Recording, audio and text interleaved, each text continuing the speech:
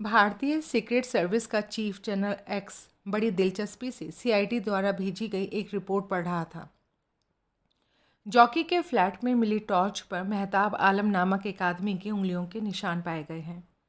वो सन 1962 के चीनी आक्रमण के दौरान फौज में सेकंड लेफ्टिनेंट था।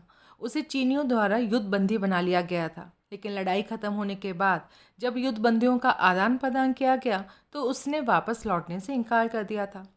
वो करीब 15 साल तक चीन में रहा। फिर कोई 9 साल पहले वो भारत लौट आया, लेकिन चीनी नागरिक बनकर, और तभी से चीनी दूतावास में ट्रांसलेटर का काम कर रहा है। करीब 1.5 साल पहले एक गुमनाम पत्र द्वारा शिकायत की गई थी कि वो चीनी एजेंट था। फलस्वरूप बड़ी बारीकी से करीब 6 महीने तक उसे वॉच किया गया, लेकिन नतीजा कुछ नहीं निकला। जनरल एक्स रहस्यपूर्ण ढंग से मुस्कुराया और रिपोर्ट अलग रख दी। उसे अपने एजेंट कर्नल सुधीर पर पूरा भरोसा था, इसलिए उसने निश्चय किया कि मेहताब आलम को फिलहाल नज़रअंदाज करना ही मुनासिब रहेगा। मेहताब आलम वास्तव में भारत में फैले चीनी स्पाई चक्र का एक महत्वपूर्ण अंग था। उस वक्त रात के 10:30 बजे थे। वो एक पब्लिक कॉल बूथ में घुसा और रोज़ी का नंबर डायल करने लगा। Hello, miss Ranjana Shukla. संबंध स्थापित होने पर वो बोला, यहाँ कोई रंजना शुक्ला नहीं रहती? दूसरी ओर से रोज़ी की आवाज़ सुनाई दी। मेहताब आलम के चेहरे पर कुटिलतापूर्ण मुस्कुराहट आई। जी, क्या कहा? वो परेशान स्वर में बोला, लेकिन रंजना ने तो यही नंबर बताया था। क्या नंबर डायल किया आपने? मेहताब आलम ने यूं ही एक नंबर बता दिया। सॉरी, रॉन्ग नंबर, रोशनी ने कहा और संबंध विच्छेद कर दिया। मेहताब आलम ने भी रिसीवर हुक पर रखा और बूथ से बाहर आ गया। उसका मनोरथ पूरा हो चुका था। उसे पता चल गया था कि रोज़ी अपने फ्लैट में थी। वो अपनी कार में सवार हुआ और रोज़ी के फ्लैट की ओर रवाना हो गया। उसके कोट की दाईं जेब में खास किस्म की एक छोटी सी गेंद थी, जिसमें इंजेक्शन निडल फिट थी। गेंद में एक तेज़ असर वाला घातक जहर भरा हुआ था। वो रोज़ी के फ्लैट में दाखिल होकर उसे जहर का इंजेक्शन लगाना चाहता था। वो दृढ़ निश्चय कर चुका था कि पिछली रात की तरह घबरा जाने के बजाय हर हाल में स्वयं पर काबू बनाए रखेगा और काम के वक्त सेक्स को पास भी नहीं फटकने देगा। जॉकी ने सिगरेट जला ली और सामने बैठे पॉइंट गिनते विजय सिंह को देखने लगा। उस वक्त रात के 10 बज चुके थे। करीब 1 घंटे पहले खाना खा लेने के बाद वो दोनों वक्त गुजारने के लिए रमी खेलने बैठ गए थे। जॉकी अपने व्यवहार से विजय सिंह को यकीन दिलाना चाहता था कि वो किसी किस्म का कोई फसाद नहीं करेगा। उसने इसी यकीन को पुख्ता करने के लिए जानबूझकर लगातार हारे जा रहा था और हर बार विजय सिंह के खेल में तारीफ करने से भी नहीं चूकता था। साफ तौर पर विजय सिंह भी उससे संतुष्ट प्रतीत होता था, लेकिन जॉकी मन ही मन निश्चय कर चुका था कि वो रोज़ी से मिलने ज़रूर जाएगा। इसकी 2 वजह थी। वो रोज़ी से सचमुच प्यार करने लगा था और पिछली रात उसे औरत के बिना ही गुजारनी पड़ी थी। अपनी योजना के अंतर्गत वो रूम हीटर ऑन कर चुका था। कमरा गर्म था और विजय सिंह को अपना कोट उतारना पड़ गया था। Full hand. Vijay Singh point गिनने के बाद प्रसन्नतापूर्वक बोला, पूरे 115 पॉइंट हैं। तुम सचमुच रमी खेलने में माहिर हो, जॉकी बोला। तुम्हें तो प्रोफेशनल गैम्बलर होना चाहिए था। विजय सिंह ने कागज़ पर पॉइंट नोट किए, फिर सारे पॉइंट्स का टोटल करने के बाद मुस्कुराया। तुम अब तक 200 रुपये हार चुके हो। जॉकी ने जेब से पर्स निकाला। 200 रुपये उसे देने के बाद पुनः ताश उठाकर फेंटने लगा। नाउ वी आर क्विट, वो बोला। यस। जॉकी ने नई बाजी बांट दी। तुम शादीशुदा हो? उसने ताश उठाते हुए पूछा। विजय सिंह मनोयोग से अपने पत्ते तरतीबवार तरीके से लगा रहा था। नहीं। और तुम? मैं भी नहीं, और ना ही होना चाहता हूँ, जॉकी बोला। क्यों? मैं औरतों को सिर्फ दिल बहलाने का साधन समझता हूँ। किसी एक को ढोल की तरह गले में बांधकर जिंदगी भर बजाते रहना मेरी निगाह में तो कोई समझदारी नहीं। मैं हर औरत को सिर्फ तब तक इस्तेमाल करता हूँ जब तक कि वो सिर्फ औरत रहती है। क्या मतलब? विजय सिंह ने पत्ता फेंकते हुए पूछा। भाई सीधी सी बात है, जब मैं समझता हूँ कि कोई औरत बिस्तर से अलग की मेरी ज़िंदगी में भी पार्टनर बनने की कोशिश करने लगी है, बस मैं तो उसी वक्त उससे किनारा करके कोई और पकड़ लेता हूँ। अच्छा? विजय सिंह ने ताज्जुब से उसकी ओर देखा। तब तो तुम्हारी ज़िंदगी में ढेरों औरतें आई होंगी। हाँ बिल्कुल। वाकई खुशकिस्मत हो यार। विजय सिंह के स्वर में मायूसी थी। हाँ, औरतों के मामले में तो मैं वाकई खुशकिस्मत हूँ। जॉकी फेंका हुआ पत्ता उठाते हुए बोला। फिर उसने जो पत्ता फेंका उसे ही उठाकर विजय सिंह ने शो कर दिया। सत्यानाश, again full hand, jockey बड़बड़ाया। Vijay Singh ने गिना, 120 पॉइंट थे। बेशक, जॉकी मुस्कुराया। बाय द वे, क्या तुम विस्की पीते हो? हाँ, कभी कभार पी लेता हूँ। क्यों पूछ रहे हो? मैं सोच रहा हूँ मूड थोड़ा रंगीन किया जाए, और शायद हो सकता है इस तरह ताश में मेरा लक भी फेवर करने लगे। जॉकी ने सहज स्वर में बोला। विस्की है? हाँ, कल यहाँ आते वक्त हम एक बोतल लाए थे। विजय सिंह हिचकिचाया। लेकिन अब तो हम खाना भी खा चुके हैं, उससे कोई फ़र्क नहीं पड़ता। कहीं तुम ये तो नहीं सोच रहे कि तुम्हें विस्की पिलाकर मैं यहाँ से रफू चक्कर होने की कोशिश करूँगा? अरे नहीं नहीं, ऐसी कोई बात नहीं है। अगर हो भी ना तो दिमाग से निकाल दो, मेरा ऐसा कोई इरादा नहीं है। विजय सिंह ने गौर से देखा, मानो उसके मनोभावों को पढ़ने की कोशिश कर रहा था, और अंत में बोला, ठीक है, एक एक पैग पी लेते हैं। जॉकी उठा और दूसरे कमरे से विस्की को आधी भरी बोतल और 2 गिलास उठा लाया। विजय सिंह खड़ा हो गया। तुम पैग बनाओ, मैं टॉयलेट होकर आता हूँ, और बाथरूम की ओर बढ़ गया। जॉकी ने दोनों गिलासों में विस्की डाल दी। फिर ज्यों ही बाथरूम का दरवाज़ा बंद होने की आवाज़ सुनाई दी, वो उठा। दूसरी कुर्सी की पुष्ट पर लटके विजय सिंह के कोट को धड़कते दिल से उसने थामा और उसकी तलाशी शुरू कर दी। कोट की भीतरी जेब में हाथ डालते ही वो खुश हो गया। वांछित चीज़ कैप्सूल बाहर निकला। उसका एक सिरा तनिक तोड़कर उसमें भरा तरल पदार्थ विजय सिंह के गिलास में डाल दिया।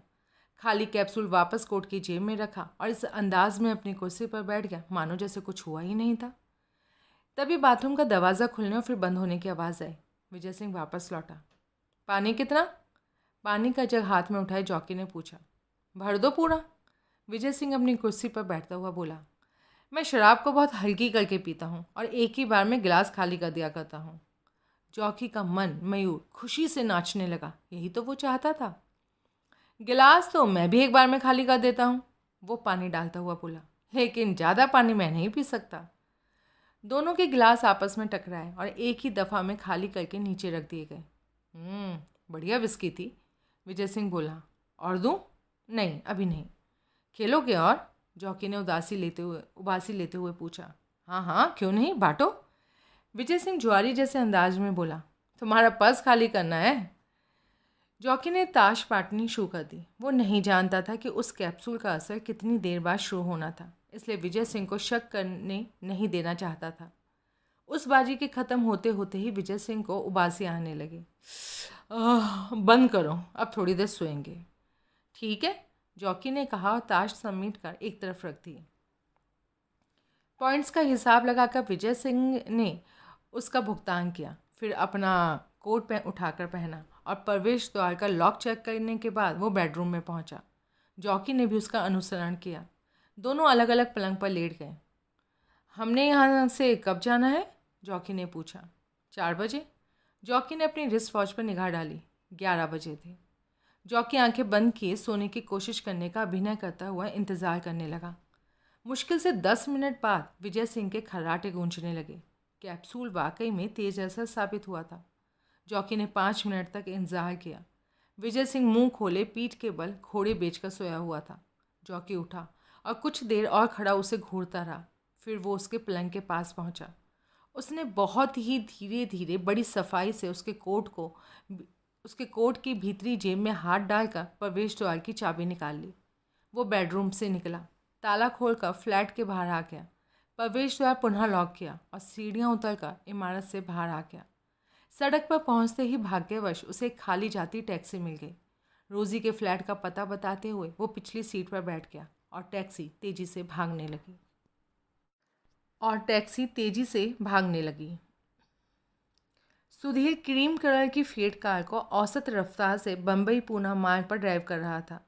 बम्बई की सीमा काफ़ी छूट गई थी, लेकिन अभी तक उस नीली एम्बेसडर के पास नहीं किया था जिसके बारे में उसे कागज़ में लिखा था। करीब 20 मिनट बाद थोड़े ही फासले पर पीछे अचानक एक कार की हेडलाइट्स ऑन होती दिखाई दी उसे ड्राइविंग मिरर में। वो फ़ौरन समझ गया। दूसरी कार का ड्राइवर बगल की सड़क पर तमाम लाइटें ऑफ किए उसकी कार गुजरने का इंतज़ार कर रहा था। अब वो कार नज़दीक आती जा रही थी। सुधीर ने देखा कि वो नीले रंग की एम्बेसडर ही थी। दोनों कारों के बीच का फासला तेज़ी से कम होता जा रहा था। सुधीर पहले की ही भांति औसत रफ्तार से ड्राइव करता रहा। दूसरी कार कुछ देर उसके पीछे लगी रही, फिर 3 लॉन्ग 2 शॉर्ट और फिर 3 लॉन्ग हॉर्न देती हुई उसके पास आ गई। वो सिग्नल था। सुधीर नहीं जानता था कि असली जॉकी ने इस स्थिति में क्या करना था, लेकिन उसने उसी ढंग से अपनी हेडलाइट्स द्वारा जवाबी सिग्नल दे दिया और स्पीड बढ़ा दी। अगली कार में ड्राइवर के अलावा और कोई नहीं था। सुधीर को उसकी काली फेल्ट हैट और काले ओवरकोट से ढके कंधे ही नजर आ रहे थे। चीनी स्पाई चक्र से संबंधित ये पहला व्यक्ति उसे दिखाई दिया था। करीब 10 मील तक दोनों कारें इसी तरह चलती रहीं। फिर अगली कार के ड्राइवर ने रियर इंडिकेटर द्वारा बाईं ओर मुड़ने का संकेत दिया और स्पीड कम करते हुए एक उबड़ खाबड़ सी सड़क पर मुड़ गया। सुधीर ने भी उसका अनुसरण किया। 20 मिनट बाद अपेक्षाकृत अच्छी सड़क आ गई। लगभग 5 मिनट जाने के बाद एक बड़ा सा सफ़ेद बंगला नज़र आया। अगली कार बंगले के सामने जा रुकी। लाइट्स ऑफ करके ड्राइवर नीचे उतरा। सुधीर भी नीली एम्बेसडर की बगल में कार रोककर नीचे उतर गया। अगली कार का ड्राइवर उसकी ओर बढ़ा। वो औसत कद का मजबूत काठी वाला आदमी था। हेलो, मेरा नाम पीटर है। विमल कुमार कोहली, सुधीर हाथ मिलाता हुआ बोला। मेरे साथ आओ। सुधीर उसके साथ साथ चलता हुआ बंगले के पिछवाड़े पहुंचा। बंगले से कोई 200 गज दूर एक हेलीकॉप्टर खड़ा था। दोनों उधर ही बढ़े। हेलीकॉप्टर के पास पायलट की वर्दी पहने एक और आदमी मौजूद था। लो, अपने मेहमान को संभालो, पीटर उससे बोला। कम ऑन, पायलट सुधीर से बोला। वो दोनों हेलीकॉप्टर पर सवार हो गए। पायलट ने दरवाज़ा बंद किया और अपनी सीट पर जम गया। पीटर ने विदाई सूचक हाथ हिलाया। हेलीकॉप्टर का इंजन गरजा, फिर वो ऊपर उठता चला गया। पीटर तब तक वहाँ खड़ा रहा जब तक कि हेलीकॉप्टर आंखों से ओझल नहीं हो गया। मेहताब आलम उस 5 मंजिला इमारत की दीवार के साथ गहरे अंधकार में चिपका खड़ा था जिसके टॉप फ्लोर पर रोज़ी का फ्लैट था। इमारत की उस साइड की खिड़कियों में से एक से अभी भी रोशनी बाहर आ रही थी। मेहताब आलम को उसी लाइट के ऑफ होने का इंतज़ार था, क्योंकि वो खिड़की बरसाती पानी के उस पाइप के एंड बगल में थी जो रोज़ी के फ्लैट की बालकनी तक गया हुआ था। उसे पूरे 40 मिनट इंतज़ार करना पड़ा, तब कहीं जाकर वो लाइट ऑफ हुई। मेहताब आलम ने और 5 मिनट इंतज़ार किया, फिर अपने जूते उतार कर जेब में ठूसे और बरसाती पानी के पाइप को दोनों हाथों से पकड़कर ऊपर चढ़ना शुरू किया। वो इस प्रकार के कामों का अभ्यस्त था। रोज़ी के फ्लैट की बालकनी तक पहुंचने में उसे मुश्किल से 30 सेकंड लगे। वो चंद क्षण खड़ा अपनी सांसों को व्यवस्थित करता रहा। फिर उसने बालकनी के दरवाजे को पीछे धकेलने की कोशिश की, लेकिन दरवाज़ा टस से मस नहीं हुआ। वो भीतर से लॉक था। मेहताब आलम ने बालकनी में खुलने वाली दोनों खिड़कियों पर निगाह डाली। उनमें से बड़ी खिड़की ड्राइंग रूम की थी और छोटी शायद बाथरूम की। दोनों में लोहे की मजबूत ग्रिल लगी थी और पल्ले सिर्फ लकड़ी के थे। मेहताब आलम बैटरी से चलने वाली लोहा काटने वाली तेज़ आरी साथ लेकर आया था। वो छोटी खिड़की की ओर बढ़ा। रोज़ी परेशान थी, बेहद परेशान। विभिन्न उपाय करने के बाद भी उसके अंदर उठा वासना का तूफान शांत नहीं हो सका था। वो पलंग पर पूर्णतः नंग पड़ी छटपटा रही थी। अचानक खट की आवाज़ सुनकर वो उछल पड़ी। उसकी धड़कनें तेज़ हो गईं। ऐसा लगता था कि वो आवाज़ बाथरूम की थी, लेकिन वो यकीनी तौर पर नहीं कह सकती थी। फिर उसे एक और आवाज़ सुनाई दी, जो कि निश्चित रूप से प्रवेश द्वार खुलने की और फिर दोबारा बंद होने की थी। रोज़ी को मानो लकवा मार गया। वो डर से जड़ बनी बैठी सोचती रही कि उसका आखिरी वक्त आ पहुंचा था। ड्राइंग रूम में कदमों की आहट हुई, फिर बेडरूम का दरवाज़ा खोला गया और फिर लाइट ऑन कर दी गई। रोज़ी की आतंकपूर्ण चीख गले में ही घुट गई। उसने आगंतुक को पहचाना। पल भर पहले दहशत से मरी जा रही रोज़ी का चेहरा 1000 वॉट के बल्ब की भांति चमक उठा। हो जॉकी! जॉकी का चेहरा सुर्ख था। वो बहुत ज़्यादा उत्तेजना में नज़र आ रहा था। उसने आनन फानन अपने तमाम कपड़े उतार फेंके और पलंग पर बैठी रोज़ी पर बाज की तरह टूट पड़ा। रोज़ी की मनमांगी मुराद पूरी हो गई। वो पूरे जोर शोर से उसका सहयोग करने लगी। चंद ही क्षणोपरांत वो घनघोर सहवास में जुट गए, मानो किसी भी क्षण प्रलय होने वाली थी और फिर उन्हें ये मौका नहीं मिलने वाला था। बेडरूम में भारी सांसों के बीच रह रह कर रोज़ी की कामुक सिसकियाँ और घुटी घुटी कराहटें उभरती रहीं। बालकनी में ठिठके खड़े मेहताब आलम ने सब कुछ सुना। बेडरूम से उभरी आवाज़ों ने उसकी वृद्धि कुंठित कर दी थी। ना चाहते हुए भी उन कामुक आवाज़ों ने उसके जिस्म में खून का दौरा तेज़ कर दिया था। वो इतना तो समझ गया था कि रोज़ी किसी सांड जैसी ताकत वाले ऐसे आदमी के साथ थी जिसने उसे इस हद तक कामोत्तेजित कर दिया था कि वो वैसी आवाज़ निकालने पर विवश हो गई थी। लेकिन इस बात का उसे गुमान तक नहीं हो सकता था कि वो आदमी जॉकी था। बेडरूम में पुनः खामोशी छा गई। कुछ देर बाद बालकनी में खुलने वाली छोटी खिड़की से रोशनी बाहर झांकने लगी। मेहताब आलम उत्सुकतावश तनिक आगे खिसका। खिड़की की निचली सिटकनी वो पहले ही खोल चुका था। ऊपरी पल्ले को खींचकर उसने दोनों पल्लों के बीच पतली सी झिरी पैदा कर ली और उसने एक आंख सटा ली। बाथरूम में रोज़ी तनिक झुकी नीचे देखती खड़ी दिखाई दी। उसके बाल अस्त व्यस्त थे और पसीने से भीगे चेहरे पर अनोखी तृप्ति के भाव थे। हालांकि मेहताब आलम को सिर्फ उसके जिस्म का ऊपरी भाग ही नजर आ रहा था, लेकिन उसकी बाहों की हरकत से साफ जाहिर था कि वो क्या कर रही थी। अंत में वो सीधी खड़ी हुई, चेहरे पर पानी के छींटे मारकर तौलिए से पहुंचा और फिर हाथ से बाहर संवारे और फिर बाथरूम के खुले दरवाजे की ओर गर्दन घुमा दी। अब तुम आ सकते हो, वो ऊंची आवाज़ में बोली। मेहताब आलम झिरी से आंख सटाए दम साधे खड़ा था। थोड़ी देर बाद एक युवक बाथरूम में दाखिल हुआ। उसके चेहरे और बालों की हालत भी रोज़ी जैसी ही थी। मेहताब आलम उसे पहचान गया और भौचक्का सा खड़ा रह गया। उसे यूं लगा मानो एकाएक समय का चक्र वापस घूम गया था। उसे विश्वास नहीं हो रहा था कि जो वो देख रहा है वो हकीकत थी, लेकिन वो हकीकत ही थी। बाथरूम में मौजूद आदमी जॉकी ही था। हाथ मुंह धोने के बाद वो रोज़ी को बाहों में बांधे खड़ा बेताबी से चूम रहा था। मेहताब आलम ने उसे कहते सुना, मैं 2:30 बजे यहाँ से चला जाऊँगा डार्लिंग, आओ तुम्हें इस बारे में बताता हूँ। और वो दोनों बाथरूम से निकल गए। मेहताब आलम वहाँ से हटकर बालकनी के दूसरे सिरे पर जा खड़ा हुआ, लेकिन धीमे स्वरों के अलावा उसे कुछ सुनाई नहीं दिया। वो कुछ देर खड़ा सोचता रहा और फिर पाइप द्वारा उतरकर नीचे पहुँचा और जूते पहनकर चल दिया। सड़क पर पहुँचने के बाद उसने अपनी रिस्ट वॉच पर निगाह डाली। 1 बज रहा था। जॉकी ने 2:30 बजे से पहले यहाँ से नहीं जाना था। उसने सोचा इसका मतलब अभी 1.5 घंटा रहता था। वो तेज़ी से उधर बढ़ा जहाँ अपनी कार खड़ी करके आया था। मेहताब आलम जॉकी की रोज़ी के फ्लैट में मौजूदगी की गुत्थी को सुलझाने की असफल कोशिश कर रहा था। दिक्कत की बात ये थी कि उसे जॉकी को राजनगर से ले जाए जाने के इंतज़ाम की कोई जानकारी नहीं थी। वो नहीं जानता था कि सनराइज़ होटल में किसने जॉकी से संपर्क करना था या उसे वहाँ से कहाँ और कैसे ले जाया जाने वाला था। लेकिन एक लंबे अरसे से चीनी स्पाई चक्र से जुड़ा होने की वजह से वो उनकी कार्यप्रणाली से बखूबी परिचित था। मौजूदा सिलसिले में जॉकी का जल्दी से जल्दी राजनगर से यथासंभव दूर चले जाना निहायत ज़रूरी था। ऑपरेशन की कामयाबी की मांग थी कि जॉकी को इतना वक्त नहीं दिया जाना चाहिए था कि वो अपना इरादा बदल सके। इसके लिए ज़रूरी था कि उससे उसके माहौल से बहुत ही जल्दी दूर कर दिया जाए। इसलिए जॉकी की हाथ में आने के करीब 30 घंटे बाद रोज़ी के फ्लैट में मौजूदगी अत्यंत रहस्यपूर्ण थी। मेहताब आलम अपनी कार में सवार हुआ और उस पेट्रोल पंप की ओर ड्राइव करने लगा जहां से निकटतम पब्लिक टेलीफोन की सुविधा उपलब्ध थी। वो इस बात की सूचना अपने स्थानीय बॉस को देना चाहता था। 10 मिनट बाद मेहताब आलम पेट्रोल पंप पर कार रोक कर उतरा। उसे ये देखकर बहुत खुशी हुई कि वहाँ बाकायदा बूथ बना हुआ था। वो बूथ में जा घुसा।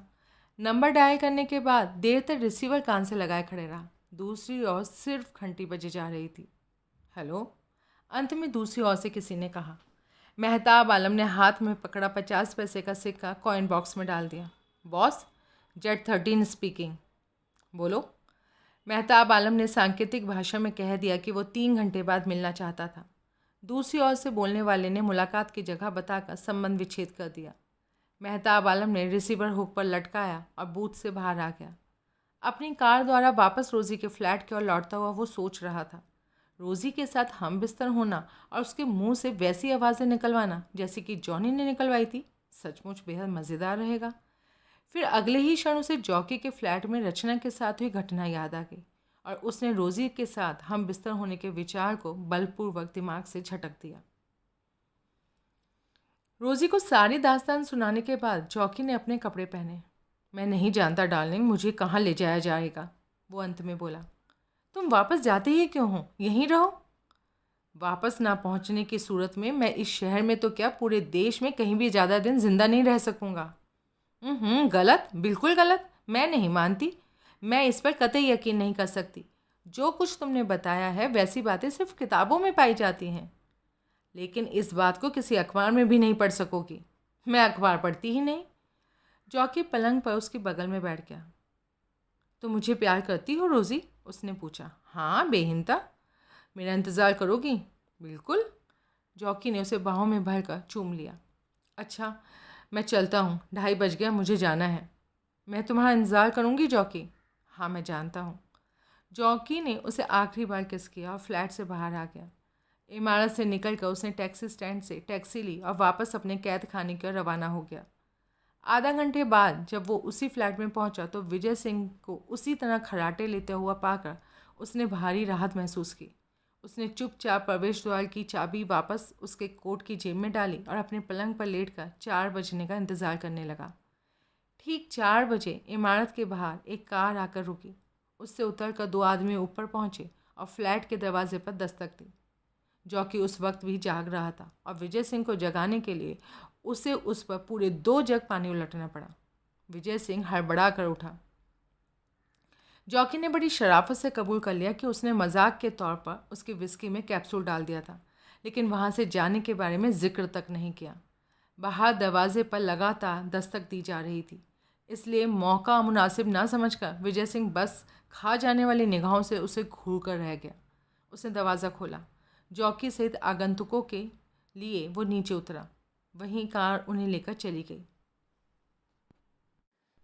मेहताब आलम पूर्व निर्धारित स्थान पर पहुंचा। 2 मिनट बाद उसे अपने बॉस की कार रुकती दिखाई दी। वो अपनी कार से उतरा और बॉस की कार में जा बैठा। कार फिर से चल पड़ी। मेहताब आलम ने विस्तार पूर्वक रिपोर्ट दे दी। मैं 10 मिनट तक उस 3 मंजिला इमारत के बाहर खड़ा रहा था, लेकिन एक बार अंदर जाने के बाद ना तो खुद जॉकी और ना ही कोई और बाहर निकला। बस? उसके बॉस ने पूछा। यस बॉस, मैं वापस जाकर उस इमारत में घुसने की कोशिश करूँगा। नहीं जी, तुम कुछ नहीं करोगे।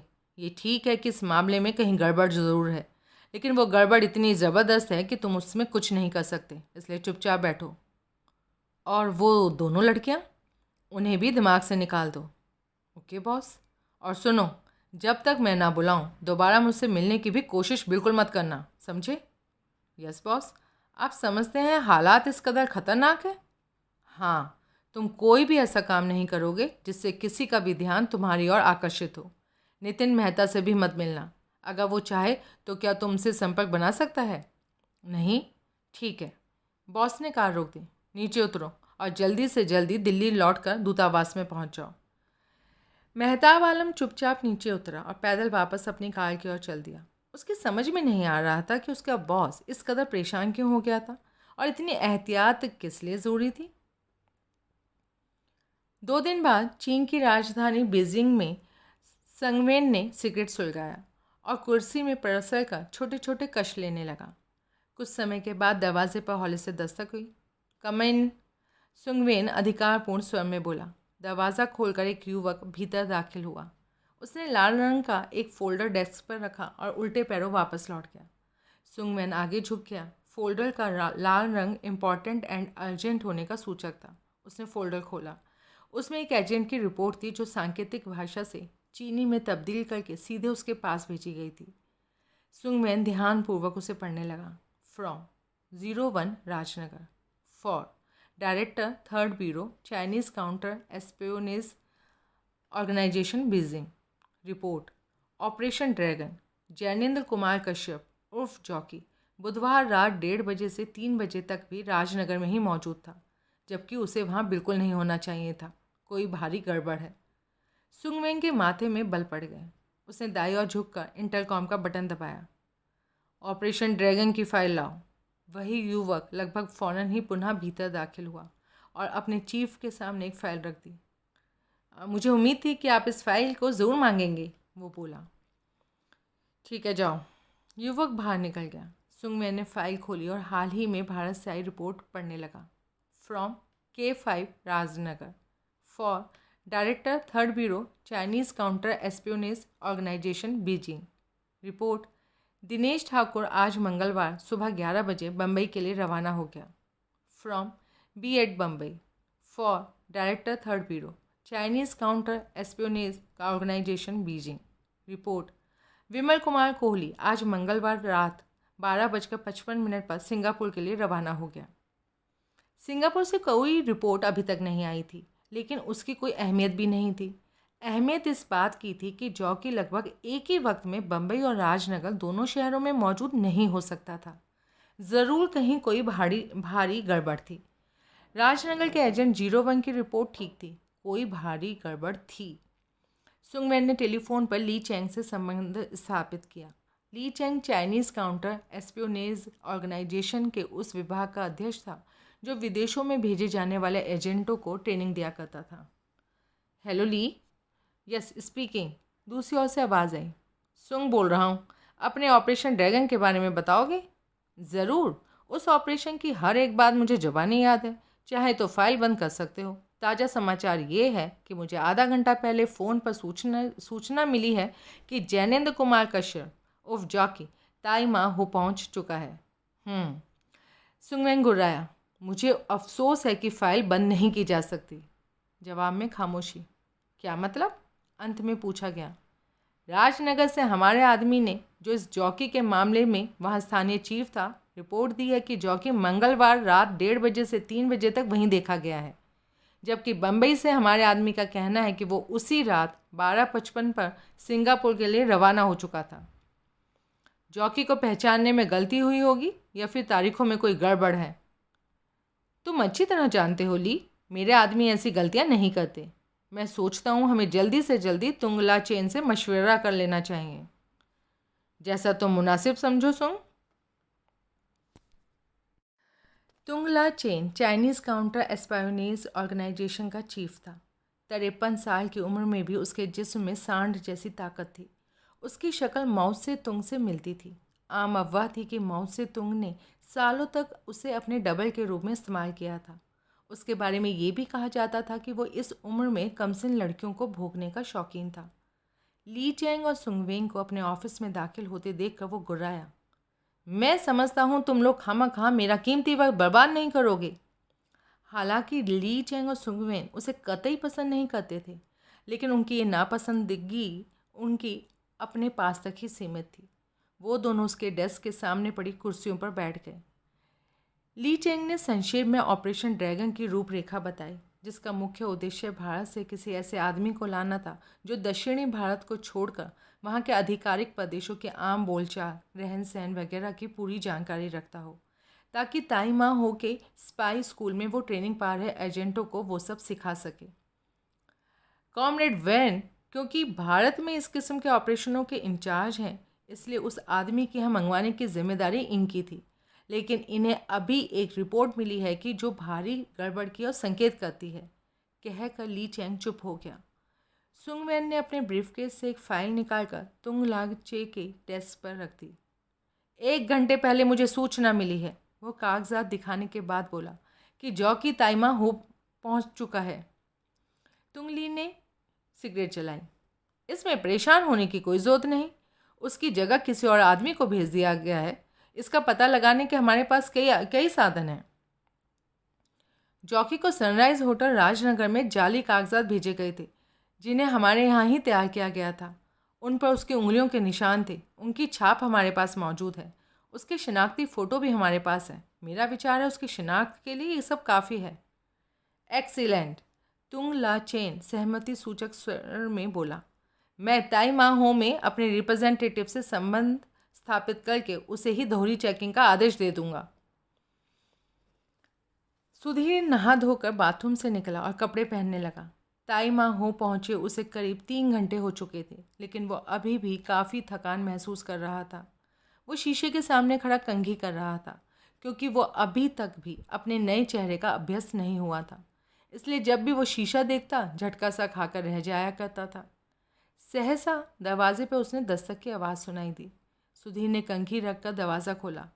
बाहर एक पक्के रंग का ठिगना आदमी खड़ा था। खिचड़ी बाल, मजबूत जिस्म, आंखों पर नज़र का चश्मा और उम्र लगभग 32 साल। वो निस्संदेह दक्षिण भारतीय था। नमस्ते, वो हिंदी में बोला। उसका उच्चारण तमिल था। मेरा नाम जगन्नाथन है, मैं तमिलनाडु का रहने वाला। अच्छा, मैं विमल कोहली हूँ। सुधीर औपचारिक ढंग से बोला। तुमसे मिलकर खुशी हुई। सुधीर दरवाजे से एक तरफ हट गया। आगंतुक भीतर दाखिल हुआ। मैं भी इसी इमारत में रहता, 23 नंबर फ्लैट में। हिंदुस्तान से आए काफ़ी अरसा हो गया। नहीं, मैं तो कल ही वहाँ से चला था। ओह, तुम्हें यहाँ लाया कैसे गया? क्या मतलब? मेरा मतलब तुम्हारे यहाँ के लिए भर्ती कैसे की गई? मैंने एक सीआईडी इंस्पेक्टर को जान से मार दिया था। मुझे किसी ने ऑफ़र दिया कि यहाँ आकर मैं कानून की पकड़ से दूर आराम की ज़िंदगी बसर कर सकूँगा। मैंने इनकार नहीं किया और उन्होंने मुझे यहाँ पहुँचा दिया। यहाँ का माहौल कैसा लगा? माहौल देखने का तो अभी कोई मौका ही नहीं मिला। फिर भी कुछ तो देखा होगा। सब कुछ ठीक ही है। बाकी भी तुम्हें ज़रूर पसंद आएगा। क्यों? इसलिए कि ये कस्बा बिल्कुल दिल्ली की नकल है। इमारतें, दुकान, होटल, क्लब, रेस्तरा वगैरह ठीक वैसे ही है। यहाँ तक कि सड़कों, सिनेमाओं आदि के नाम भी वहीं की नकल है। यहाँ रहकर तुम्हें लगेगा तुम अपने ही देश की राजधानी में हो। सुधीर ने असमंजसता पूर्वक उसकी ओर देखा। लेकिन ऐसा कस्बा बनाने की क्या तुक थी? क्या सैलानियों को आकर्षित करने के लिए ये सब किया गया? ठिगने ने जोरदार ठाका लगाया और फिर हंसता ही चला गया। इतना हंसा कि उसकी आंखों में पानी आ गया। सुधीर ने हैरानी से उसे देखा। इसमें हंसने की क्या बात है? ठिगने ने हंसी पर काबू पाकर अपनी आंखें साफ की। सैलानियों को आकर्षित करने के लिए? वाह, तुम तो वाकई मज़ेदार बात कही। ये सुनकर ही मैं हंस रहा हूँ, लेकिन मैं अभी तक नहीं समझ पा रहा हूँ कि इसमें हंसने की क्या बात है। सुनो, मैं बताता। इस कस्बे का नाम ताइमाहो है और ये आम रिहायशी कस्बा ना होकर ट्रेनिंग सेंटर है। सुधीर का दिलचस्पी लेना स्वाभाविक था, लेकिन प्रकट में वो समान नहीं बना रहा। Training centre? उसने असमंजसता पूर्वक पूछा। हाँ, यहाँ उन एजेंटों को ट्रेनिंग दी जाती जिन्हें हमारे देश में भेजा जाना होता। यहाँ उन चीनी युवकों को हमारे देश के विभिन्न प्रदेशों की आम बोलचाल, रहन सहन वगैरह का ढंग सिखाया जाता, ताकि वो वहाँ पहुँचकर आसानी से खुद को वहाँ के जनजीवन में स्थापित कर सकें। लेकिन चीनियों के नैन नक्श और रंग रूप तो हम लोगों से बिल्कुल नहीं मिलते। उन्हें तो फिर भी आसानी से पहचाना ही जा सकता है। इस काम के लिए सिर्फ उन्हीं चीनियों को चुना जाता जो हम लोगों से काफ़ी हद तक मिलते जुलते, और जो थोड़ी कमी रहती उसे प्लास्टिक सर्जरी द्वारा पूरा कर दिया जाता। हम जैसे लोगों को यहाँ बुलाने का इकलौता मकसद कि इन चीनी युवकों को हिंदुस्तानी बनाना है। अब सुधीर की समझ में आ गया कि जॉकी को यहाँ पहुँचाने के लिए राजनगर में क्यों उसके साथ वो नाटक खेला गया था। विभिन्न प्रदेशों के आम बोलचाल, रहन सहन वगैरह के जानकार जॉकी ने यहाँ ट्रेनिंग पा रहे एजेंटों को सब कुछ सिखाकर उन्हें पूरा भारतीय बनाना था। ओह, लेकिन मुझे तो किसी ने ये सब नहीं बताया था। बता देने से भी तुम्हारी स्थिति में क्या फ़र्क पड़ने वाला था? मैं यहाँ आने से इनकार कर सकता था। आखिर कोई मुझे ज़बरदस्ती तो यहाँ नहीं ला सकता था। हाँ, इनकार करने से तुम्हें कोई फ़ायदा नहीं होता। फ़ायदा कुछ नहीं होता, लेकिन मैं ऐसा काम नहीं करना चाहता जिससे मेरे देश का नुकसान हो। वो तो तुम अब भी नहीं करोगे। लेकिन तुमने अभी तो कहा था। ठिगरे ने हाथ उठाकर उसे रोका, फिर बोला, मुझे अच्छी तरह याद मैंने क्या कहा था, लेकिन तुम मेरी बात का गलत मतलब निकाल रहे। तुम यहाँ रहकर जो कुछ भी करोगे उससे हमारे देश का हित नहीं होगा। उल्टा तुम्हारे सहयोग से दो देशों के बीच बेहतर ताल्लुकात कायम होंगे, जो कि विश्व शांति के लिए नहायत ज़रूरी हैं। सुधीर के जी में आया कि इस गद्दार और चीनियों के जड़ खरीद गुलाम को उठाकर बाहर फेंक दे, लेकिन वो जब्त कर गया। तुम्हारी बात में दम है दोस्त। क्या नाम बताया था तुमने? श्री राम जगन्नाथन। सुधीर मुस्कुरा दिया। लेकिन यहाँ सब मुझे नाथन कहते। ठिगना बोला। ठीक है, मैं भी नाथन कहूँगा। तभी टेलीफोन की घंटी बजी। सुधीर ने रिसीवर उठा लिया। मिस्टर कोहली? दूसरी ओर से स्त्री स्वर में इंग्लिश में पूछा गया। यस, मैं प्रशासनिक विभाग की अध्यक्षा तिनयान बोल रही हूँ। मैं तुमसे मिलना चाहती हूँ। क्या तुम मेरे ऑफिस आ सकते हो? ज़रूर। आपका ऑफिस कहाँ है? कॉरपोरेशन बिल्डिंग में। जिस इमारत में तुम ठहरे हो उसके दाईं ओर 100 गज के फासले पर टैक्सी स्टैंड से टैक्सी पकड़ लेना। ठीक है, मैं आ रहा हूँ। सुधीर ने संबंध विच्छेद करके नाथन की ओर देखा। किसी तिनयान का फ़ोन था? वो बोला। उसने मुझे कॉरपोरेशन बिल्डिंग में बुलाया है। नाथन मुस्कुराया। तिन ने तुम्हें बुलाया है? हाँ, जानते हो उसे? सिर्फ इतना जानता हूँ, वो एक खूबसूरत नागिन है, जितनी खूबसूरत है उससे कहीं गुना ज़्यादा खतरनाक है। सुधीर हंसा। मुझे नागिन को वश में करने का मंत्र आता है। मेरी सलाह मानो तो उस औरत से बचकर ही रहना। सलाह देने के लिए शुक्रिया। और वो दोनों कमरे से बाहर निकले। नाथन अपने कमरे की ओर चला गया। सुधीर इमारत से बाहर निकला, दाईं ओर चल कर टैक्सी स्टैंड पहुंचा। वहाँ मौजूद टैक्सियों का रंग ऐसा ही था जैसा कि दिल्ली में होता है। सुधीर एक टैक्सी में सवार हुआ और कॉरपोरेशन बिल्डिंग की ओर रवाना हुआ। रास्ते में इमारतें, दुकानें, सड़कें, टेलीफोन और बिजली के खंभे, लेटर बॉक्सेस उसे सब अपने देश की भांति नजर आए। उसे मानना पड़ा कि नई दिल्ली की खास नकल की गई थी। एक सिनेमा हॉल के बाहर करीब 1 दर्जन हिंदी फिल्मों के पोस्टर लगे हुए थे। कॉरपोरेशन की बिल्डिंग से पहले वो जिस इलाके से गुजरा वो नई दिल्ली के कनॉट प्लेस के अनुरूप था। ड्राइवर ने टैक्सी रोक दी। सुधीर नीचे उतरा, भाड़ा चुकाकर लाल रंग की बहुमंजिला इमारत में दाखिल हुआ। रिसेप्शन डेस्क के सामने पहुंचकर उसने वहां मौजूद आदमी से कहा कि वो तिन यान से मिलना चाहता था। रिसेप्शनिस्ट ने एक चपरासी को बुलाया। वो सुधीर को फर्स्ट फ्लोर पर स्थित एक लंबे चौड़े ऑफिस में पहुंचाकर चला गया। डेस्क पर रखी पीतल की नेम प्लेट पर खुदा हुआ था, तिन यान, मैनेजर एडमिनिस्ट्रेशन। वहां पहुंचकर सुधीर को ऐसा एहसास हुआ कि उसे वॉच किया जा रहा था, इसलिए उसने वही किया जो असली जॉकी से अपेक्षित था। उसने उत्सुकतापूर्वक कमरे में मौजूद हर चीज़ को बड़े ध्यान से देखा। सिगरेट जलाकर डेस्क के सामने पड़ी कुर्सियों में से एक पर बैठ गया और फिर डेस्क पर पड़ा अखबार उठा लिया। वो राजनगर से प्रकाशित होने वाला मशहूर अखबार एडवेंचरर था, पिछले दिन का। जैसा कि जॉकी से अपेक्षित था, सुधीर अखबार में ढूंढने लगा। क्या उस सीआईडी इंस्पेक्टर के बारे में भी कुछ छपा था? उसके पीछे दरवाज़ा खुलने की आहट हुई। फिर पूछा, क्या किसी खास खबर को ढूंढ रहे हो मिस्टर कोहली? सुधीर फौरन पहचान गया। आवाज़ उस स्त्री की थी जिसने उसे कुछ देर पहले फ़ोन किया था। सुधीर अखबार बंद करके खड़ा हुआ, पलट कर देखा। ऊंचे कद की एक बेहद खूबसूरत और आकर्षक उभारों वाली औरत दरवाज़ा बंद कर रही थी। उसकी उम्र अनुमानतः 34 वर्ष रही होगी। लिबास के अलावा अन्य कोई ऐसी बात सुधीर को उसमें नज़र नहीं आई जिसके आधार पर उसे चीनी कहा जा सके। वो मुस्कुराती हुई सुधीर की ओर बढ़ी। मेरा नाम तिनयान है, यहाँ पहुँचने में दिक्कत तो नहीं हुई? सुधीर प्रशंसापूर्वक उसे देखा जा रहा था। नहीं, लेकिन, और जानबूझकर शेष वाक्य अधूरा छोड़ दिया।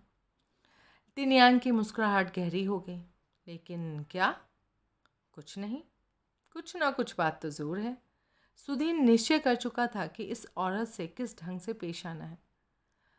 मैं आदतन झूठ नहीं बोलता, इसलिए कहूँगा कि बात है, वो बोला। क्या आप बुरा मान जाएंगी? नहीं। सुधीर पूर्ववत प्रशंसापूर्वक उसे देखे जा रहा था। आपका नाम वाकई तिनयान है? उसने पूछा। हाँ, तुम्हें शक? बिल्कुल। क्यों? इसलिए कि ये नाम तो चीनी है, लेकिन आप तो चीनी नहीं लगती। तिनयान हंसी। मैं 100% चीनी हूँ। यकीन नहीं आता। क्यों?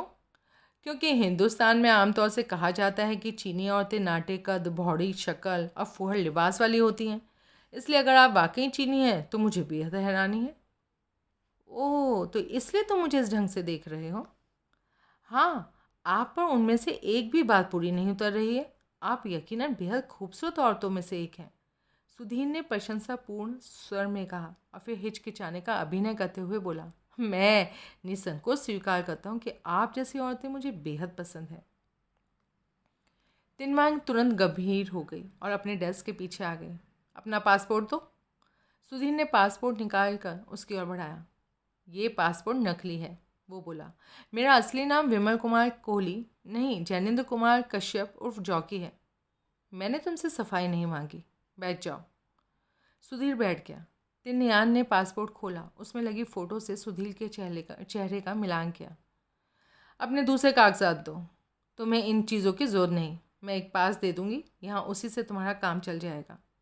सुधीर ने सनराइज़ होटल छोड़ने से पहले मिले तमाम कागजात उसे दे दिए। तिनयान ने बड़ी बारीकी से उनका निरीक्षण किया, फिर उन्हें अपने डेस्क के ड्रॉर में डाल दिया। दूसरे ड्रॉर से उसने एक छपा हुआ रिकॉर्ड कार्ड और एक इंक पेन निकाल कर उसके सामने रख दिया। इस कार्ड पर अपनी उंगलियों की छाप लगा दो, बाकी सब मैं भर लूँगी। सुधीर को अपने दिल की धड़कन रुकती सी महसूस हुई। क्या उसकी उंगलियों के निशान जॉकी की उंगलियों के निशान से मिलाए जाएंगे? सुधीर को ऐसा होने के तौर पर कोई वजह ज़ाहिरा दिखाई नहीं दी, और अगर ऐसी कोई वजह भी थी तो वो इनकार करने की स्थिति में नहीं था। उसने एक एक करके अपनी उंगलियों पर स्याही लगाई और उसे कार्ड पर छाप दिया। तिनयान ने उसे पेपर नैपकिन दिया। सुधीर ने उसे उंगलियां साफ की, फिर उसे डेस्क के नीचे रखी लोहे की बाल्टी में डाल दिया। तिन ने कार्ड उठाकर ड्रॉर में डाल दिया। सुधीर अपेक्षाकृत आश्वस्त था।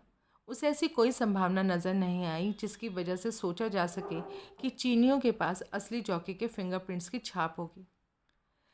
लेकिन सुधीर भूल गया था कि इस होटल सनराइज में दिनेश ठाकुर के नाम का जो जाली ड्राइविंग लाइसेंस उसे जॉकी के कपड़ों में मिला था, उसके प्लास्टिक कवर पर असली जॉकी की उंगलियों के निशान भी मौजूद थे और इस वक्त चीनियों के कब्जे में वो था। तिनयान के चेहरे पर मुस्कुराहट फैल गई। Thank you mister Kohli. Sudhir पुनः उसे बारीकी की नज़रों से देखने लगा। आपको हर वक्त मुस्कुराते रहना चाहिए। क्यों? क्योंकि इससे आप बहुत अच्छी लगती हैं। जाहिर था कि तिनयान इस किस्म की तारीफ़ें सुनने के अभ्यस्त नहीं थी। हम मजाक कर रहे हो? नहीं, मैं हकीकत बयान कर रहा हूँ। जब आप मुस्कुराती हैं तो 10 गुना ज़्यादा खूबसूरत नज़र आने लगती हैं। तिनयान ने पलकें झुका ली। उसके गालों पर शर्म की हल्की सी लाली दौड़ गई। सुधीर ने भारी राहत महसूस की। साफ था कि आम औरतों की भांति तिनयान को भी अपनी तारीफ सुनना पसंद था। आप शादीशुदा हैं? तिनयान की मुस्कुराहट गायब हो गई। इसका आपसे क्या ताल्लुक? पता नहीं, सुधीर शांत स्वर में बोला। उसकी आंखों में प्रशंसापूर्वक भाव अभी तक कायम थे। लेकिन जाने क्यों मैं आपके बारे में ज़्यादा से ज़्यादा जानना चाहता हूँ। उसके चेहरे पर ऐसे भाव उत्पन्न हुए कि मानो सोच रही थी कि क्या जवाब दे। सुधीर को लगा कि वो उसे चले जाने के लिए कहने वाली थी, लेकिन उसकी आशा के विपरीत वो बोली, मैं शादीशुदा थी? हाँ, मेरे पति फौज में मेजर था। 1962 के भारत चीन युद्ध में मारा गया। ओह, आई एम सॉरी। उस वक्त तो आपकी उम्र बहुत कम रही होगी। सिर्फ 18 साल। क्या? नामुमकिन। क्या मतलब? मैं नहीं मानता कि 21 साल पहले आपकी उम्र 18 साल रही होगी, क्योंकि इस वक्त तो आप मुश्किल से 25-26 साल की नज़र आती हैं। तिनयान ने इस ढंग से हाथ हिलाए मानो पुरानी यादों को झटकना चाहती थी। उसके चेहरे पर कठोरता जाहिर होने लगी। तुम जानते हो तुमने यहाँ क्या करना है? मुझे बताया था कि लेक्चरर की नौकरी दी जाएगी। हाँ, तुमने भारत के विभिन्न प्रदेशों के आम बोलचाल रहन सहन वगैरह के बारे में लेक्चर देना है, बिल्कुल इस ढंग से जैसे क्लास में टीचर पढ़ाते हैं। जिन्हें तुम पढ़ाओगे वो सब नौजवान हैं और हिंदी लिखना पढ़ना जानते हैं। तुमने उन्हें इस ढंग से ट्रेन करना है कि वो जिस प्रदेश में भी जाएं, वो वहाँ रहने वाली और वहाँ पे बातचीत की आम भाषा, व्यवहार और रहन सहन बिल्कुल वैसे ही करें जैसे कि वहाँ के बाशिंदे करते हैं। ठीक है, कल 2:30 बजे यहाँ आ जाना। मैं तुम्हारे स्टूडेंट से तुम्हारा परिचय करा दूँगी। और फिर तनिक रुक कर बोली, कल 2:30 बजे तक तुम फ्री हो। अगर किसी चीज़ की ज़रूरत पड़े तो अपने फ़ोन पर 0 डायल कर देना। जो भी जवाब देगा वो तुम्हारी ज़रूरत पूरी करने की हर मुमकिन कोशिश करेगा। वो खड़ी हो गई। तो कल 2:30 बजे आ जाना।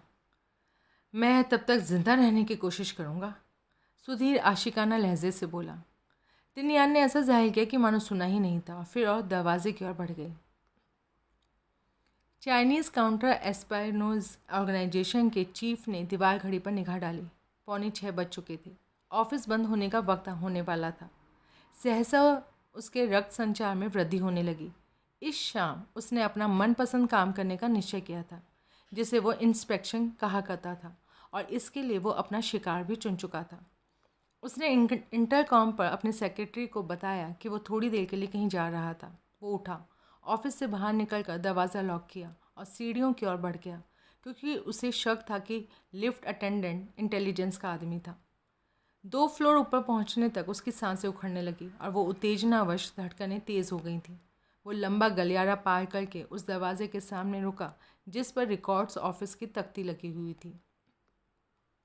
अंदर से स्त्रियों के बातचीत करने और हंसने की मिलीजुली आवाज़ों से उसके खून का दौरा और भी तेज़ हो गया। उसने दरवाज़ा खोला। बातचीत और हंसने के स्वर में फ़ौरन ब्रेक लग गया। वहाँ मौजूद तमाम औरतों को मानो एकाएक सांप सूंघ गया। वो सब घर जाने की तैयारियां कर रही थी।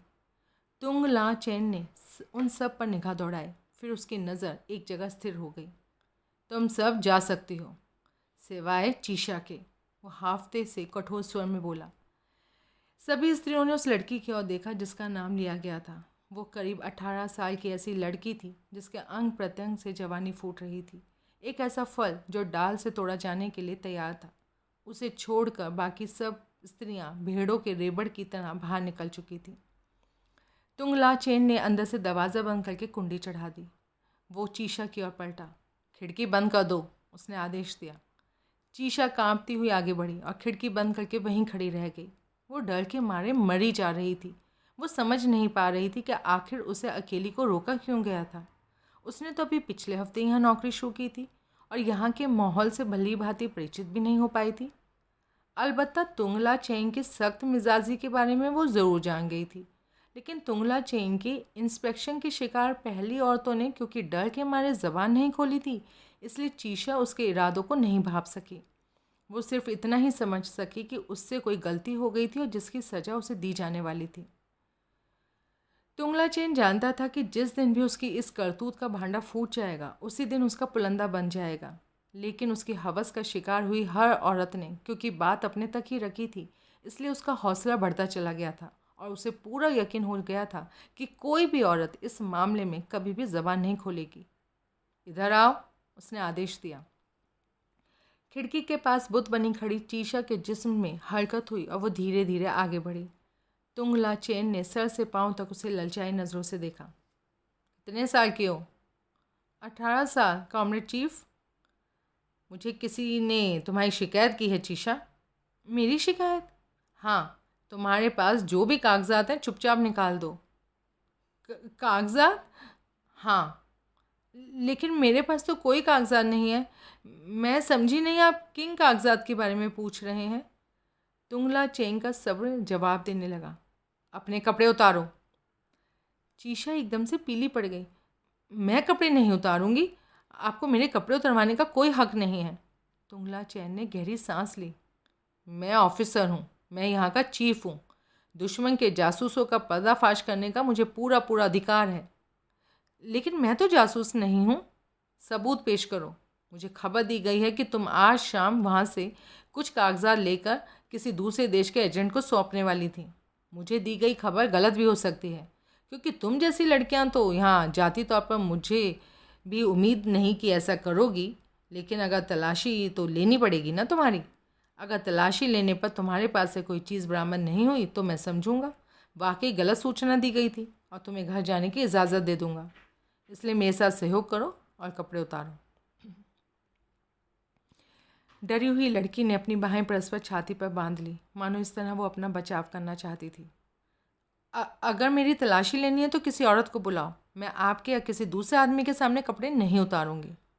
तुंगलिंग को गुस्सा आ गया। बेवकूफ़ लड़की, समझने की कोशिश करो। मैं चाहता हूँ ये बात हम दोनों के बीच में ही रहे। अगर मैंने किसी तीसरे व्यक्ति को बुला लिया तो तुम्हें सालों साल जेल में सड़ना पड़ेगा। चलो, तमाम कपड़े उतारो। नहीं, चीशा बोली, लेकिन अब उसके स्वर में पहले जैसी दृढ़ता नहीं थी। तुंग ने उसके गाल पर जोरदार तमाचा झेड़ दिया। चीशा रोने लगी। जासूसी के अपराध में जेल की यातनाओं और तुंग जैसे राक्षस के हाथों पिटाई के सम्मिलित डर ने उसके प्रतिरोध पर काबू पा लिया। उसने कांपते हाथों से अपने कपड़े उतारने शुरू कर दिए। तुंग उसके जिस्म से उतारे गए हर कपड़े की तलाशी लेने का नाटक करता रहा। अंत में चीशा के जिस्म पर कपड़े की एक धज्जी भी नहीं रही। जूड़ी के बुखार के रोगी की तरह कांपती हुई वो अब भी हाथों से अपनी लाश को ढकने का असफल प्रयास कर रही थी। तुंग की नज़रें उसके शरीर पर फिसलने लगी।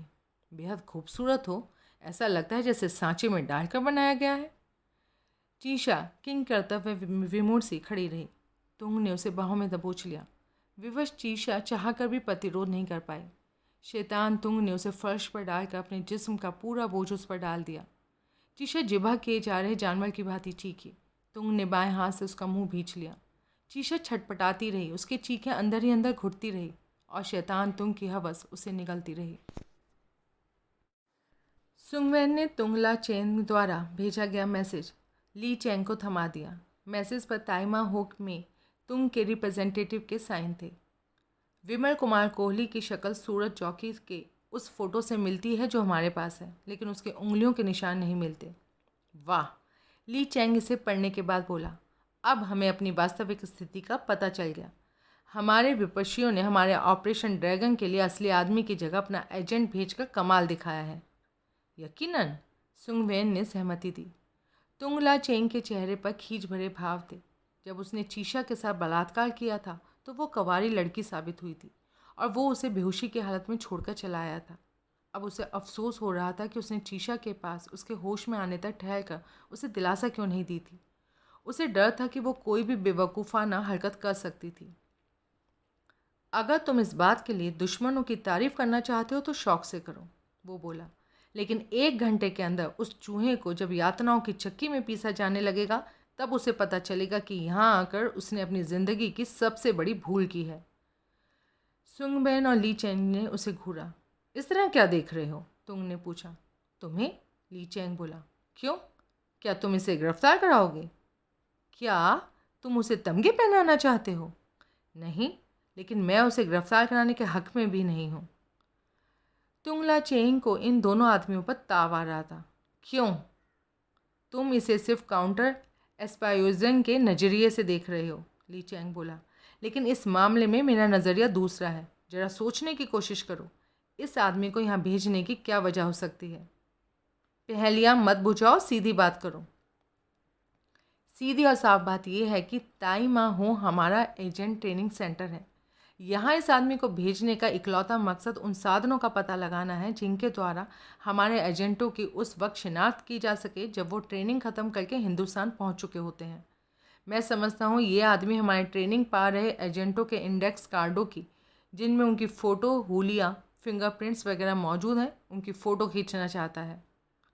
हाँ, मेरा भी यही विचार है, सुंगबेन ने सहमति दी। अगर हम इसे गिरफ्तार कर लेते हैं तो भारतीय सीक्रेट सर्विस निश्चय रूप से अपना कोई दूसरा एजेंट भेजेगी। ऐसा होने में हमारा ज़्यादा वक्त भी लग सकता है और ये जल्दी भी किया जा सकता है, लेकिन इससे कोई फ़र्क नहीं पड़ेगा। फ़र्क इस बात से पड़ता है कि ये क्या ज़रूरी है उस दूसरे आने वाले का पता हमें लग ही जाए। मुमकिन है वो यहाँ आए, अपने मिशन में कामयाब होकर वापस लौट जाए और हमें इसकी गंध भी ना मिले। तुंगला चेन ने अपने कंधे झटकाए। ऐसा नहीं होगा, मुझे अपने विभाग की क्षमता पर पूरा भरोसा है, ली चैंग मुस्कुराया। इस पर तो हमें भी शक नहीं, खासतौर से उस सूरत में जबकि हम जानते हैं 1962 के बाद से भारतीय एजेंट चीन में हमेशा सक्रिय रहे हैं, हम उनका पता नहीं लगा सके। तुम आखिर में क्या कहना चाहते हो? तुंगला चेंग गुर्राया। सिर्फ इतना कि उस आदमी के द्वारा हमें अपने दुश्मनों को बेवकूफ़ बनाने का मौका छोड़ना नहीं चाहिए। हमें इसे गलत जानकारियों सहित वापस भारत लौटने में इसकी मदद करनी चाहिए। जब तक उन्हें अपने बेवकूफ़ बनाए जाने का पता चलेगा तब तक हमारे एजेंट भारत के कुछ प्रदेशों में अपने आप को बखूबी स्थापित कर चुके होंगे।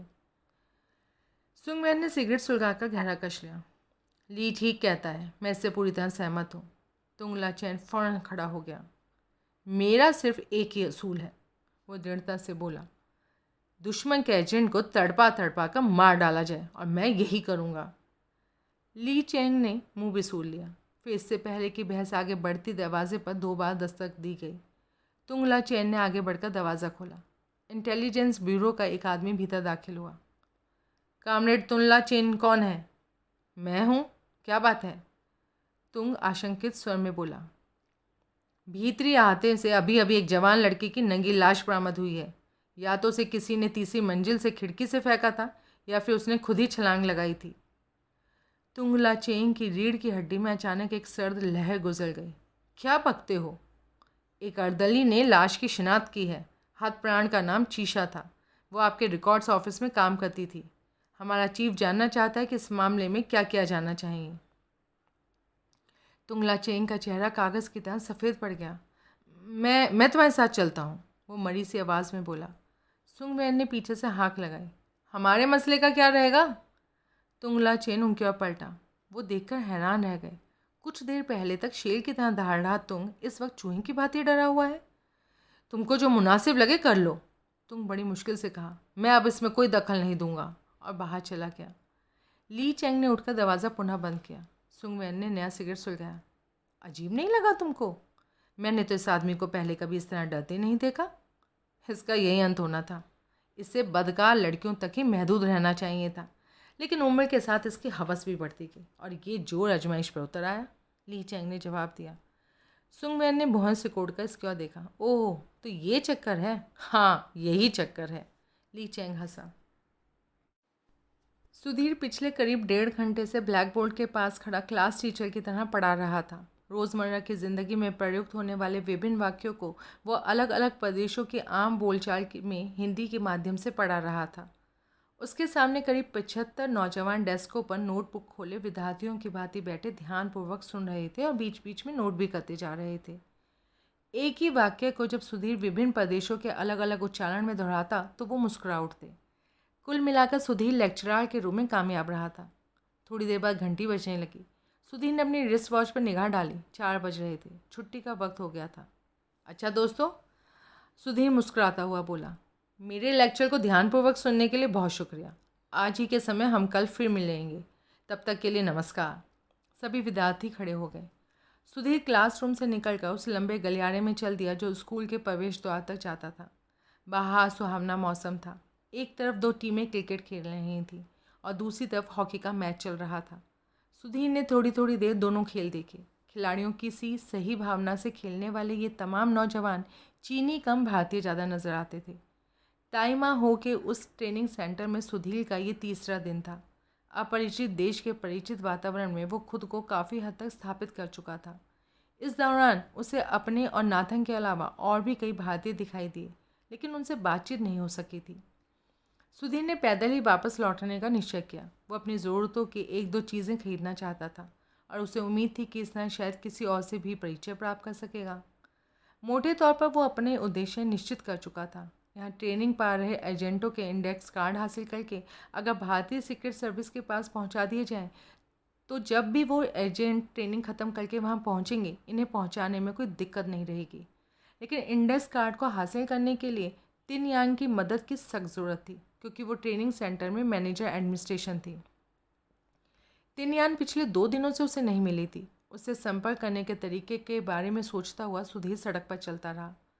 5 मिनट बाद वो फूलों की एक दुकान में दाखिल हुआ। उसने एक बड़ा सा खूबसूरत गुलदस्ता खरीदा।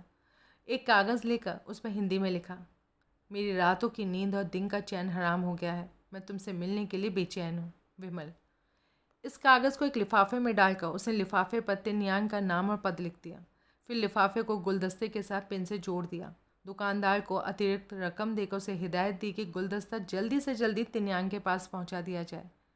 सुधीर निश्चिंतापूर्वक दुकान से निकला और अपने आवास की ओर बढ़ गया। तिन यांग तनिक असमंजस में पड़ी अपने सामने बैठे उन दोनों आदमियों को देख रही थी। वे दोनों गोपनीय वार्तालाप के लिए बीजिंग से आए थे। उनमें से एक का नाम सुंग वैन था। वो चाइनीज़ काउंटर एस्पायोनेज ऑर्गेनाइजेशन के 3rd सेक्शन का डायरेक्टर था। दूसरा आदमी ली चैंग उसी ऑर्गेनाइजेशन में उस विभाग का अध्यक्ष था जो विदेशों में भेजे जाने वाले चीनी एजेंटों को ट्रेनिंग दिया करता था। इस तरह ताइमा हो का ट्रेनिंग सेंटर उसी के अधिकार क्षेत्र में आता था। तिन यांग उसकी मातहत थी। बगैर किसी औपचारिकता के ली चैंग बोला, तुम्हारे यहाँ 3 दिन पहले एक हिंदुस्तानी लेक्चरर आया है। Yes comrade. तुम्हारा क्या विचार है उसके बारे में? वो एक सेहतमंद और आकर्षक व्यक्तित्व वाला आदमी है और उसके हर एक एक्शन से जाहिर है कि उसे खुद पर बहुत ज़्यादा भरोसा है। उसके काम की रिपोर्ट से लगता है कि वो अपने सब्जेक्ट्स का अच्छा लेक्चरर है। सुंग वैन मुस्कुराया। संक्षेप में उसे संतोषजनक कहा जा सकता है। तिन यांग की आंखें सुकड़ गई।